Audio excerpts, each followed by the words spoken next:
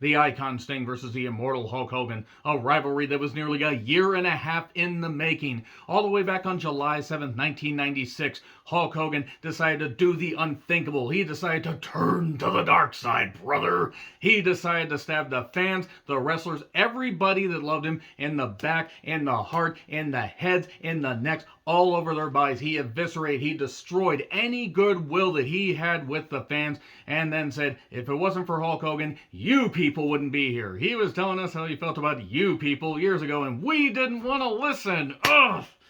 God damn it, Hulk. God damn it, Hulk. But he formed the infamous New World Order, and along with Hall and Nash, they would continue to increase their ranks. They would run roughshod over everybody. They would destroy everybody, spray paint, beat the shit out of people. Kevin Nash would launch Rey Mysterio into a goddamn trailer, throw him like he was a dart. And they would continue to just build and build and build. And then finally, Sting decided to get with Flair, Arn, and Luger. And they decided to go in the Fall Brawl 1996. But the week before that, the Nitro before that, we had the fake Sting show up. And he beat up Luger. And Luger said, I looked in your eyes. I knew it was you. I knew it was you. And Sting felt betrayed. So he decided to come out after the fake Sting came out. He decided to run roughshod over everybody and say, is that good enough for you right there? And then he leaves and then showed up on the next Nitro and said, the only thing for sure with Sting is nothing's for sure. And then he started to wear a trench coat and have black and white face paint and carry a bat and lay people out. And he would just lay anybody out. Wouldn't matter. We didn't know whose side is he on. And this went on for months and months and months and months of him occasionally appearing but never wrestling. He didn't speak. He didn't have to speak. He would just do whatever. He would just kick ass, take names. Or, chew ass and fist bubblegum when he was all out of ass. As Roddy Piper said in They Live. I might have gotten that line wrong. But then finally, at uncensored 1997, after Team NWO won, Sting showed up. The NWO tried to attack. He laid him out a huge mega pop. Fuck that person that threw that drink at Sting. I hope you lost your goddamn arm to gangrene. But then Sting showed up again on the next Nitro and pointed right at Hogan. And from there, it was fully locked in. Sting was going to take down Hulk Hogan. They nurtured this thing. They built this thing. This was just percolating and bubbling up and just great. It was reaching a boiling point. And then Hogan decided to lose the title to Lex Luger for 5 days in August 97 for some goddamn reason, interrupting any momentum that Sting could have had. But that's okay. People still wanted to see Sting take down the immortal Hulk Hogan. Bret Hart was going to be the outside enforcer. More on that here in a bit. And all they had to do after nearly 18 months, but at least 9 solid months of building and building and building, all they had to do was have Sting take down Hogan in decisive fashion and end the reign of terror of the NWO. All they had to do was that. They failed to do that. Their biggest, most bought pay-per-view ever. 700,000 pay-per-view buys. 1.9 million people allegedly watching at home. So much hype. Sting and Hogan.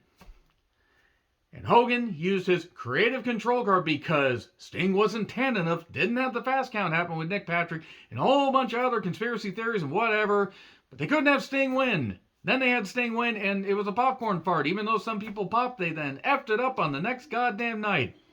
My God. Their biggest pay-per-view, they had their foot on WWE's neck. And they let up, and then WWE pulverized them. Because the people running WCW were a bunch of goddamn idiots. All they had to do was have Sting win. Anyway, I'm John Retton with the Retro Review, WCW Starrcade 1997. Yeah, it's going to be one of those reviews. All they had to do was have Sting win. How difficult was it? How difficult? How honest to God difficult was it? Apparently really difficult. And the excuses for not having Sting win, bullshit. Goddamn bullshit. If you really thought that he wasn't in the right frame of mind, then why did you keep building this goddamn thing? Because I guarantee you nothing changed the day of the show. Nothing changed the day of the goddamn show. They've been building him and building him and building him and doing all this stuff. And I'm not even kidding. The next night, they had Hogan beat Sting in stupid fashion. The title was then held up until Super Brawl 98. So nearly 18 months worth of build, but 9 months worth of just solid building. A lot of build over a long period of time. And the title was held up, and then it was a Super Brawl 98. Sting was cooled off by then. They didn't have a world champion going into the following pay-per-view, which was NWO WCW sold out. And then Sting had a 2-month reign before losing it to Randy Savage. And then Randy Savage lost it to Hogan because Randy Savage had blown his knee out. And then Sting joined the NWO Wolfpack like a couple months later. I'm starting to think that it might be pretty obvious why WCW went out of business. Not just because of the Turner, AOL Time Warner bullshit, all that fiasco, wrapped in enigma, wrapped in bullshit. The simple fact is nobody knew how to keep the goddamn thing hot. People were getting sick of the NWO, even though, yes, I have that NWO shirt back there. I had to get a replica of it, the one from WWE. I used to have one of the WCW ones, but yeah, I had spent a lot of time ranting about this, ranting about all this stuff, because my goodness, it was so simple. And this pay-per-view's aged like milk. 8-match card, and yes, there were moments where the crowd was popping, but outside of the opening match, this is a dog shit pay-per-view. They had the whole world in their hands. They had the whole world watching. And not even in their hand. They just had the whole world watching. They had the whole world ready to see some great moments. So they're in Washington, D.C. at the MCI Center. They had just opened on December 2nd. Literally, like just 4 weeks before.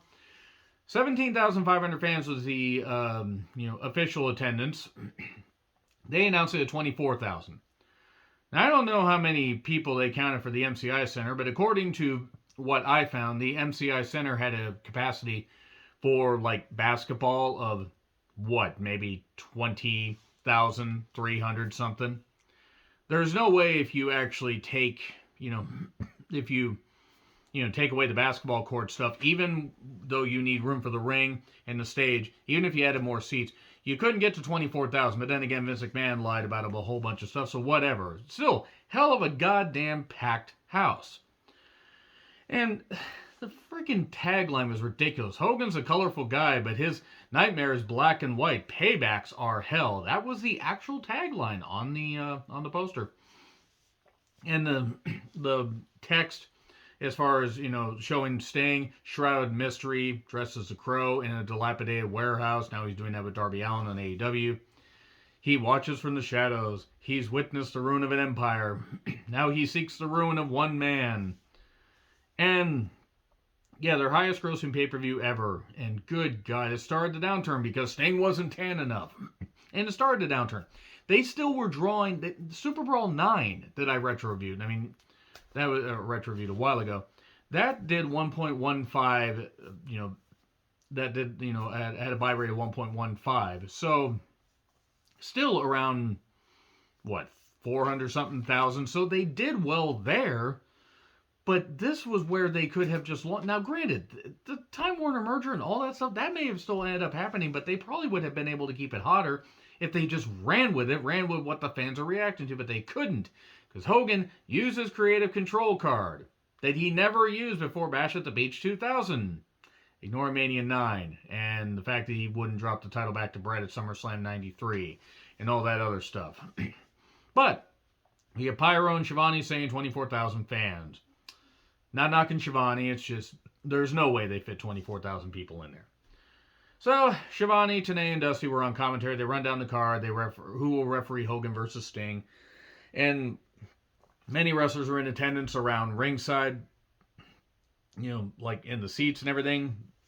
I assume because they couldn't get some fans to go there. I don't know. And Dusty says a bunch of stuff that I don't know what the hell he was talking about. But he did mention Destiny about 20 million times. So, Kevin Nash will not be there to face the Giant. I can't remember if he had a health issue or something or what it was. So, hopefully, obviously he's all right. He's still around. But I don't remember what it was. Eddie Guerrero versus Dean Malenko WCW Cruiserweight Championship match. These two never had a bad match, and this match was pretty goddamn good. They have had better matches before and since, but this was really good, and they stole the show, but it was petty theft. Eddie focused on the knee. The crowd was booing the shit out of Eddie.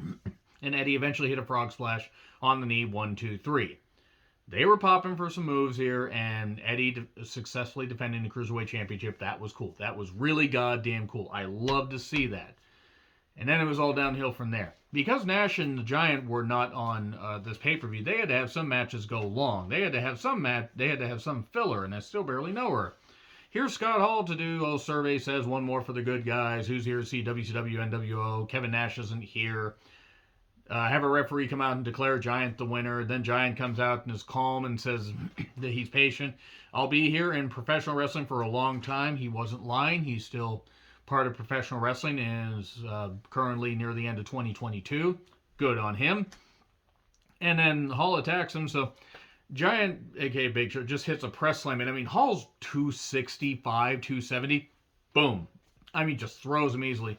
Was going to choke slam and said, nah, hit a powerbomb, and there you go. And then Nash would try to hit a powerbomb on the Giant as sold out, and it would not end well. It would end badly.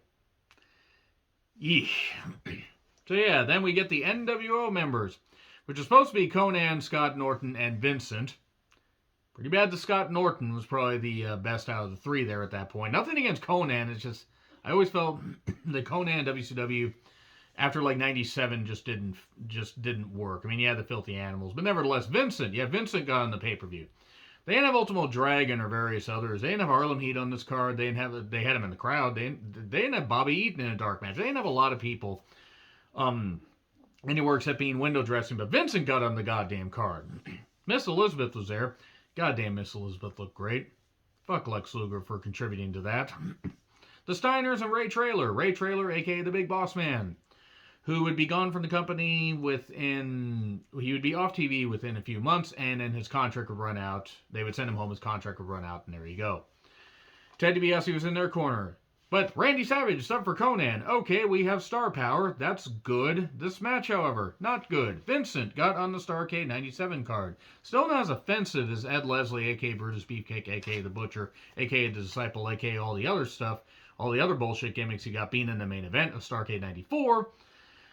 But good grief. The crowd loved the Steiners. This was a mess. We get a melee, and then we get a sky elbow. 1, 2, 3. Randy Savage getting a win on pay-per-view is never a bad thing. And Scott Steiner got pinned. And then Scott Steiner returned on Rick within a couple months. Mean Gene Okerlund plugs his hotline. Here's James J. Dillon to explain some things. Mainly who's going to be the referee for the main event. Referee Nick Patrick. But that was the former NWO referee that's now no longer the NWO referee. In fact, they dropped that pretty quickly. And there you go. Speaking of going, boy, they decided to go with Mongo against Goldberg in a match. Oh boy, the first few months of Goldberg were rough. I mean, he had that cool debut where Bill DeMott made him look like $1 million, but then he feuded with Mongo. And Mongo wasn't awful in the ring. It wasn't great in the ring. Goldberg grabbed a table after they were brawling, put it up against the post, and then was like, okay, I'll just do this. Then they brawled a little more. Then Goldberg sets up the table, puts Mongo through it, sends him through it. No DQ, apparently. And then he hits a jackhammer 1, 2, 3. This was 6 minutes. And I think that Mongo was the more experienced worker by this point. That's sad. This still isn't as sad as watching Mongo versus Reggie White earlier in the year.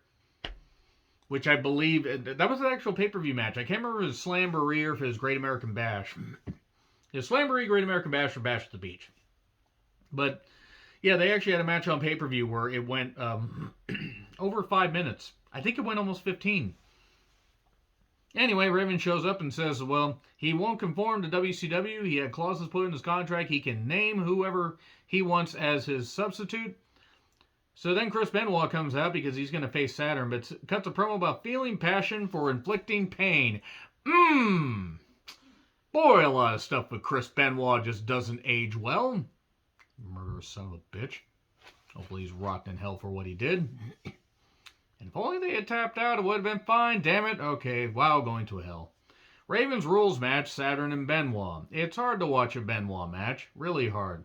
Saturn kept targeting the neck. At one point, they mentioned how, the neck's being cranked, and you can see the pain on the face of Benoit. Again, just doesn't age well. The Flock kept interfering. They interfered in the beginning, they interfered in the end. And, yeah, then Raven hits a DDT where Benoit lands right on his head. Can't imagine why he had head trauma later in his life. And then the Rings of Saturn won it, but Benoit was out, so there you go. And then Buff Bagwell versus Lex Luger. Remember how I said that Nash versus the Giant got taken off the card, so they had to extend some matches that shouldn't have been extended? This was one of them. 16 pissing minutes for Buff Bagwell versus Lex Luger. Now, Lex Luger could work against Sting, work against Flair, work against Steamboat, work against Pillman. He had a great match against Pillman at Halloween Havoc 89. This, unfortunately, was a few months after the death of Brian Pillman. Rest in peace, Brian Pillman. But good grief. Buff Bagwell and Lex Luger? And Lex Luger was still pretty over at this point. Vincent kept interfering and kept trying to help Bagwell. Then he got tossed at Bagwell. This kept going. There were rest holds. This was abysmal. It was one of the worst matches WCW put on pay-per-view that year. Again, reminding you that Mongo versus Reggie White was about this long on pay-per-view. But at least those two could be excused. And then Savage gets in and gets press slammed. Because Savage could always get the best out of anybody, so he made Luger look like $1 million. And then Scott Norton comes in and hits him with a dog collar chain thing, and then Bagwell gets thrown on top of him to win. 16 minutes of pay-per-view coverage for this. Anybody regretting buying the pay-per-view? Well, don't worry, Sting will win decisively. DDP took on Curt Haney for the U.S. title. Flair was injured. I can't remember if he's actually injured or if they just had... No, because he faced Bret at Sold Out 98. But Curt Haney was the U.S. champion and was going on doing some of the best work he could do at that point with his limited capacity because he had that back injury. And DDP, hugely over with the crowd, eventually did hit a Diamond Cutter 1, 2, 3. Well-worked match. Nothing wrong with it. Big pop. Wins the U.S. title. And there you go. Good stuff. Nothing to complain about here. Unfortunately, there are things to complain about with the next match. So, Eric Bischoff and Scott Hall took on Larry Zbyszko. Bret Hart as the referee. Whoever wins controls WCW. Or maybe they get control of Nitro back. Because Bischoff and Flair actually had a match at Starrcade 98 for control of WCW. Because they were always fighting over the control of WCW. Because nobody actually ever had control of WCW. Bret Hart, who just came off of the Montreal Screwjob and everything, maybe had a no-compete where he couldn't actually compete in the ring, or he couldn't actually have an official match. And also, when he punched Vince, he broke his knuckles. So, okay. There are other ways to use him, though. How could you have used him? And I talked about how to utilize Bret Hart. I did a 3-part series about, Bret Hart's run in WCW, or how they should have used Bret, or whatever I said. I've done a lot of videos over the last few years. I'm sorry I can't remember the titles, but... November 9th, 1997, Montreal Screwjob. And you know what they had to do? You know what they had to do? All they had to do. Put him on the next Nitro. Bret, go out there for 10 minutes and slam Vince, slam Shawn, slam everybody. Slam everybody you want to slam. They didn't do that. They let that thing stew. Rick Rude showed up. That was kind of cool on a live Nitro and a taped Raw. But... They didn't have Bret show up. They didn't have him come out the next week. They had him come out, 5 weeks after? I think it was December 15th.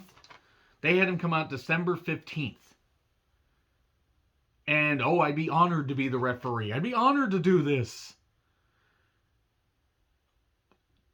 Almost $3 million. Almost $3 fucking million for this guy. A year. A gift on a platter. A guy that could have kicked the doors down, meant something to you, and they didn't know what to do with a Bret Hart. Larry was super over with the crowd. Bischoff knew he couldn't work, but did some heel stuff and everything, and it was what it was. But this also was given 11 and a half minutes, and I don't understand why. This pay-per-view is poorly paced. They really should have just said, Harlem Heat, go face, I don't know, Public Enemy, go face Eaton and Chris Adams in a 5-minute match. Something. Have them pin Chris Adams. Nobody liked Chris Adams. He got shot in the goddamn head afterwards. 3 years later. That was mean. Piece of shit. He abused his wife, I believe. Moving on from that. Bobby Eaton. Rest in peace, Bobby Eaton. So, whose side is Bret on? Because he kept saying that Larry was doing this, they were doing all this. Well, then Hall loads Bischoff's boot. He kicks it, and the thing flies seemingly into, the 5th row. His desk kept flying and flying and flying. It was probably flying in an alternate universe somewhere. And then... So, Bret's just looking, oh yeah, don't worry, we did that, and no, there was no pinfall or no nothing. He just punches out Hall. He punches out Bischoff. He puts a sharpshooter on Hall, and then Larry is choking out Bischoff with a goddamn belt. And apparently David Carradine him. And then that Larry wins, I guess, something. The crowd popped, probably because they were just happy this was over. And then Michael Buffer does the intros. And look, I did a 20-year reflection on Sting versus Hogan. I talked about it at length multiple times. I did a long intro talking about that. So all I'm going to say about the match is Sting versus Hogan. They gave Sting lightning, pyro, a big narration, laser pointer. This is Sting. And he comes out shrouded in mystery. And then Hogan basically controlled the whole goddamn match. They were going to do a fast count, but they were going to do 1, 2, 3. Nope, they did 1, 2, 3. Bret's the outside referee, was supposed to call the fast count. That didn't actually happen. So Sting lost clean. Bret looks like a goddamn asshole because he attacked Hogan, even though you understand. He tosses Hogan back into the ring, restarts the match. Norton interferes, gets knocked out. I think Savage interferes. So much stuff's going on here.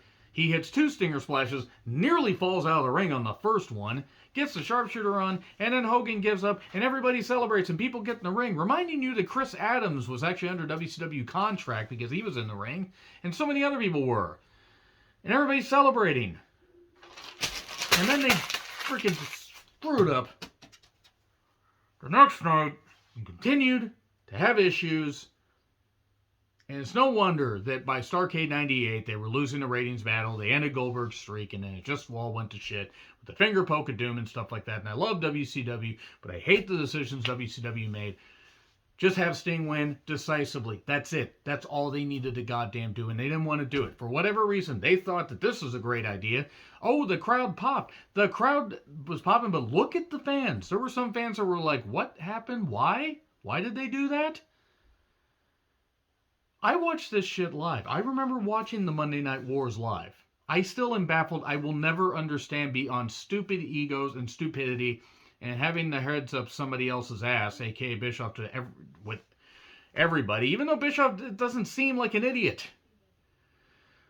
Listening to Hogan to the point that he basically buried the goddamn company. Good Lord. Anyway. God, Starrcade 97, help. Anyway, agree, disagree with what I said, like, share, subscribe, Twitter handle in the description. I'm John Ritlin. I'll see you soon.